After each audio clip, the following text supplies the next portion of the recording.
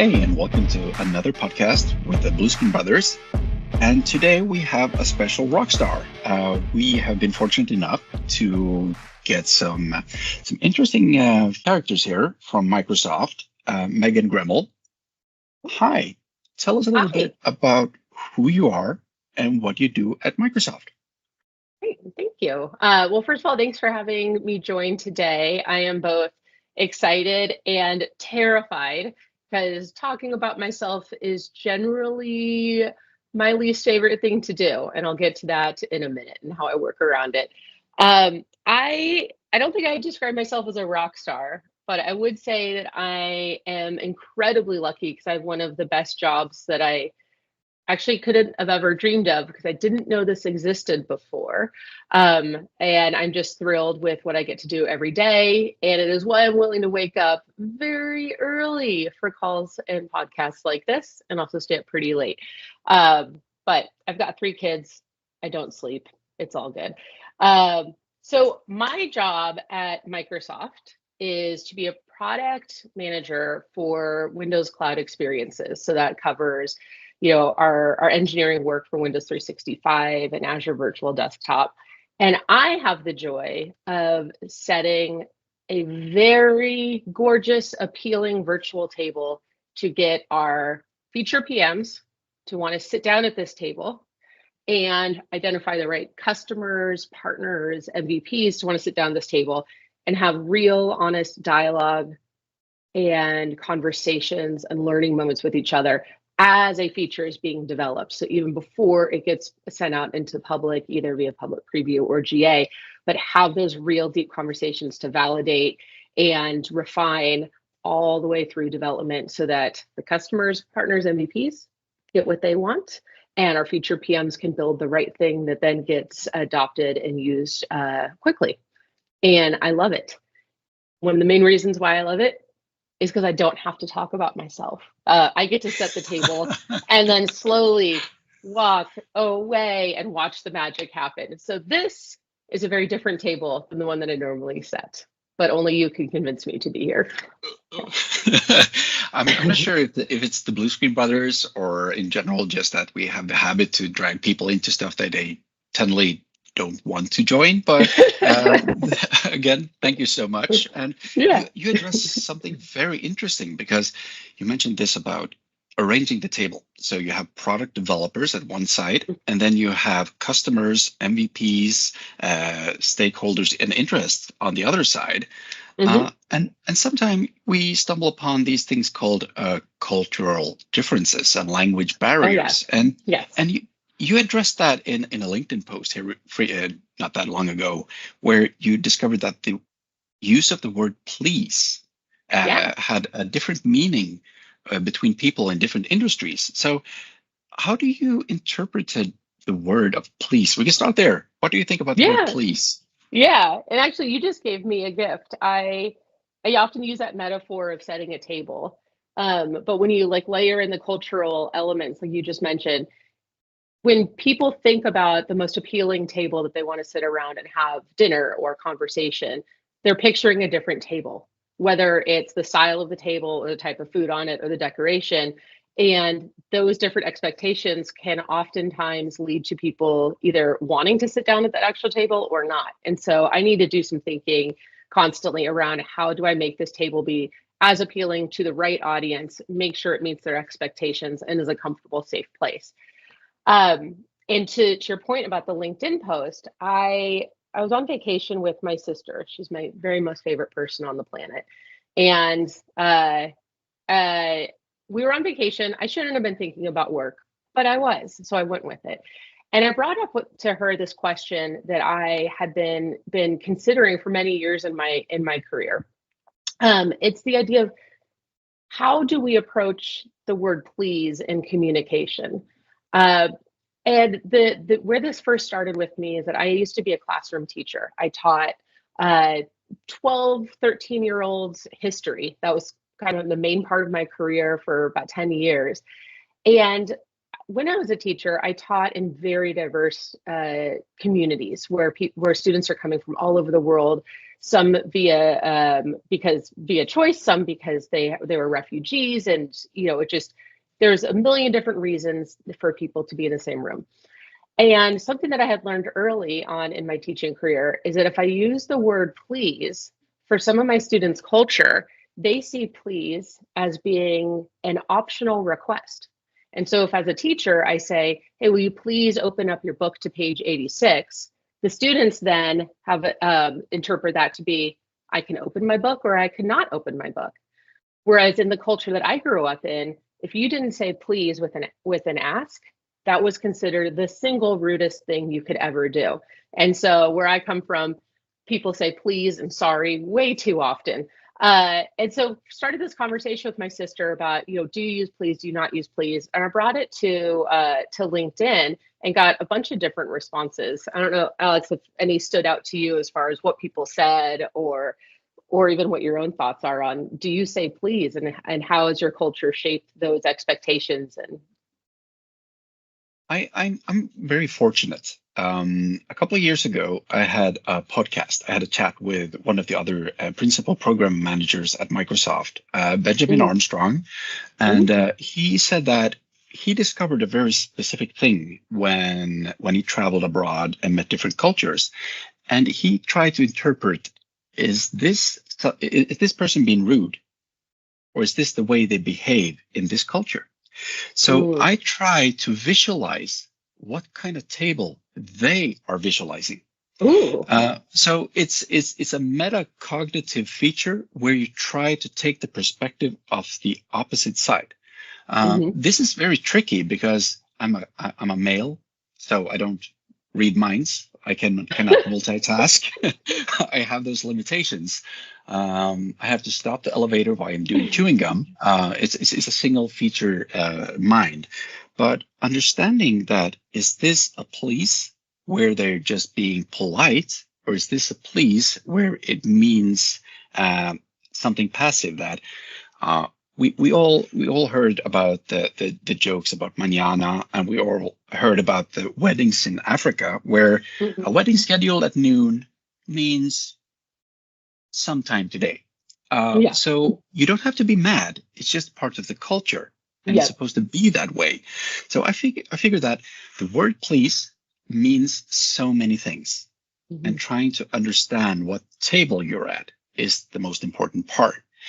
And I think you addressed something about that classroom, because it's very hard once you start to have 25 or 30 different tables, because you're going to either send mixed signals to someone, or you're going to offend someone. And there's no way you can kind of avoid that. It's just a cultural thing. You mentioned the Windows 365 and Azure Virtual Desktop. So let's try to drag this into a technical aspect. Where should people start? We've seen cultural things. Some people enjoy podcasts. Some people prefer video recordings. And this is obviously not a technical video podcast, but where should people start to look for either Azure Virtual Desktop or Windows 365 get to start material? Yeah, great question. I'm going to do a shameless plug for some of my very favorite people here. I have the great honor of working with our Microsoft most valuable professionals. I think that they are fantastic because they are leaders in community support and technology expertise. I'd recommend reaching out to an MVP because they are people who care deeply and really are honest about how technology can work for different scenarios. So there's my shameless plug for MVPs who I adore. But beyond that, I think when it comes to any technology, you have to start with where you feel the most comfortable. So gravitate towards places that feel like a safe table or an appealing table to you, whether that's learning things on YouTube, whether that's taking trainings, or whether that's even going to like a trusted peer at your work who maybe is like working in the IT department, and just ask them, hey, I've been hearing about, the cloud. I see these jokes on, these different cartoons. I don't understand what it is. Explain it, break it down for me. and identify how could cloud computing potentially be a solution for problems that you're facing. So all that is to say is find the places that you're the most comfortable with and go investigate and be curious and ask some questions. I think there's a little bit of a mystique when we hear, Azure Virtual Desktop or Windows 365, that it is something radically different. In some ways it is, but ultimately it's also not. It is the computing experience, but just being delivered through a different format. So check it out. So you gave me an idea, because Ooh. this was a great answer, because what Phew. I would do is that, because I'm Norwegian, I'm a guy, and I have this reputation to keep intact, so I cannot ask around of what Windows 365 is. So I was just going to ask Copilot, what is Windows 365? Where nice. should I get started? And then probably you should learn or trick the Copilot into tell me about great books, if you prefer reading books. Show me great podcast. Show me one of the MVPs within Windows 365 or Azure Virtual Desktop. Then you have already started breaking down the first barrier. So for sure. I think that being one of the MVPs, I sometimes get friend requests from other cultures just because we're part of the same community. I never met them, but it's part of their way of behaving that we're part of the same community. We should share the experiences.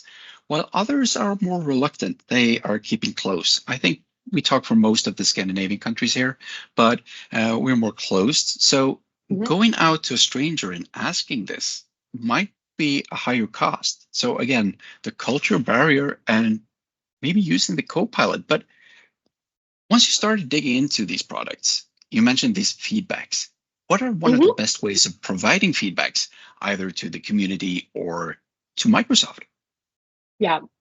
I'm going to give somewhat of a similar answer as to the one I just gave, which is that it depends. I think one of the beauties about Microsoft is that it is this very large organization. And sometimes it can be really confusing to know, like, how do you route feedback or who do you connect to? But if you take a step back, take a breather, instead of seeing it as like there's lots of different places to go, think about there's all these different adventures you can choose depending on how you feel comfortable engaging or providing feedback. We have ways to do it where you don't have to even name yourself. You can just do feedback buttons like ups or downs on that. We do things that are more personal based where you're talking to an actual human. I think it just depends on what your comfort level is. But ultimately, providing feedback is the only way that Microsoft can get better and get smarter. And so we want to hear it and engage with it. I know sometimes people are afraid to speak up or can see that as being rude. But we have a pretty strong cultural norm of being customer obsessed and wanting to hear what I call, at least in a lot of the work I do with the customers, we want to hear the good, the bad, and the ugly. Does that answer a question? Yeah, I once heard one person say that they are afraid of providing feedback because if Microsoft, who works with their products, they making the products, if they don't have the answer, how should I have the answer? But the reality is that you have the scenario. Yeah. So you're providing the scenario where you can give Microsoft valuable feedback of cases they never thought of. So that they can adjust the product to meet that need. So I think you're kind of right, and say provide feedback in the way that you are comfortable with. But once that feedback's in, how do you review them? Do you get a lot of feedback? Oh my gosh, so much. Don't even. But not enough. That's the point. I do want to take one tiny step back to what you just mentioned, where people can feel, hesitant to provide feedback. They're not sure if like they're the right voice, and Microsoft is big Microsoft. Something that I really encourage, I'll flip this back onto the PMs and the developers I work with, is I often tell them that our customers they're the experts at the problem. It is the PM's job to refine the solution. You cannot refine the solution until you deeply understand the problem. So I think for anyone who's thinking about providing feedback, if you're using the lens of focusing on what is the problem that you are experiencing, then that is going to be valuable feedback because it is happening to you. You are the expert. It is happening to you in that moment. And we need to understand what that problem is so we can figure out, is there already a solution for you? Can we develop a new solution for you? And do other people have this same problem in which a solution would be valuable and worth the time and effort? So you all are experts in the problem, and we need to hear that because we can't be in every room at every time, no matter how great AI gets. I think that's a great response. And I think that pretty much concludes what we would like to address during this podcast. But we have one more trick question at the end, and that is, what is your favorite animal? Oh, okay. This one I can answer. Thank you. Thank you for flipping this one on me because I did this to you in a session several weeks back when we got to be together. I love animals. I particularly love fluffy, furry animals. So I have a tie for my two favorite animals. I love bumblebees. They make no sense on why they can fly. They're so fluffy and fat, and they're so cute, and they're hard workers, and they're very fashionable. And then I have the softest spot in my heart for bunny rabbits, because who doesn't love bunnies? So bees and bunnies, those are my animals. Yeah. Well, what that's about you? A great answer. Well, everyone knows I'm a squirrel person. That's yeah. Yeah. Well, they are also fluffy and hard workers and universally cute. So I approve. Maybe most of all that they're nuts. You had to do it. Thank you so much for your time, Megan. Yeah, thank you. Thanks for inviting me here. Take care, everyone. Bye. Bye.